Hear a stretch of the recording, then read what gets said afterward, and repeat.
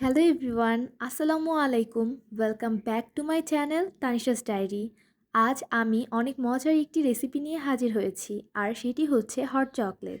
এই hot chocolate ছোট থেকে বড় সবাই অনেক বেশি পছন্দ করে, আর আমি খুব সহজেই যেভাবে হট চকলেট বানাই আমি সেই রেসিপিটি আজকে আপনাদের সঙ্গে শেয়ার করব।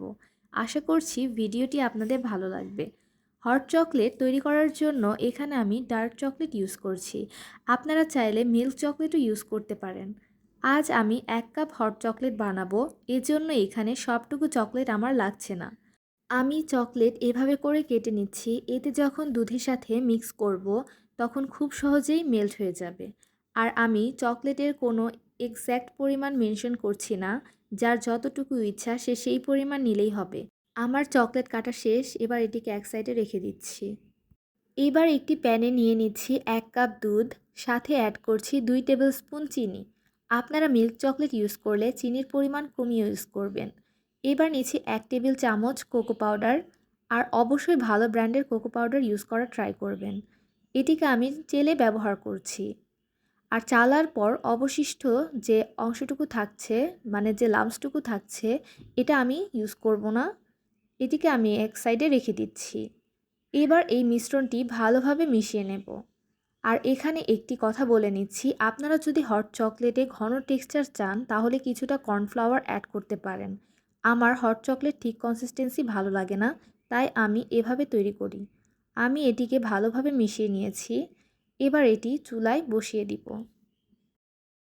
আমি এটিকে চুলায় বসিয়ে দিয়েছি। খুব বেশি সময় নিয়ে রান্না করার প্রয়োজন নেই।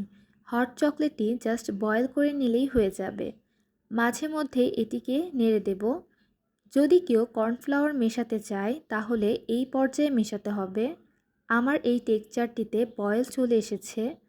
আমি এই পর্যায়ে চুলা অফ করে দেব এবং চুলা অফ করার পর চকলেটগুলো এর মধ্যে দিয়ে দিচ্ছি।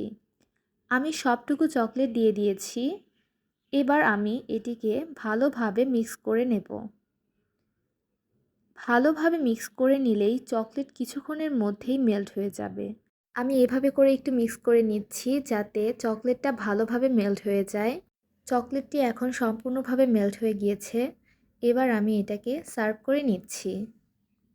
হট চকলেটটিকে আমি একটি কাপে সার্ভ করছি।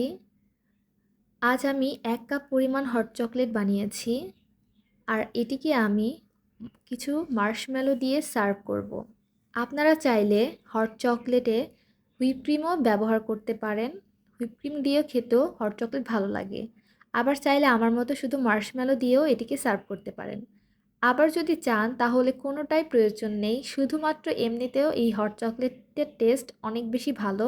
এখন তো উইন্টার সিজন চলে এসেছে, আপনারা চাইলে এইভাবে করে হট চকলেট ট্রাই করতে পারেন, যা কিনা খেতে অনেক বেশি মজার।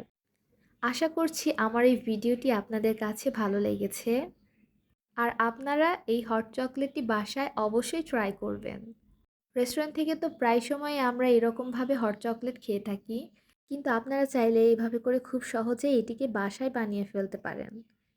ভিডিওটি ভালো লাগলে অবশ্যই একটি লাইক দিবেন। আজ এই পর্যন্তই। আবার কোনো নতুন কোনো রেসিপি নিয়ে হাজির হব। টিল দেন, আল্লাহ হাফেজ।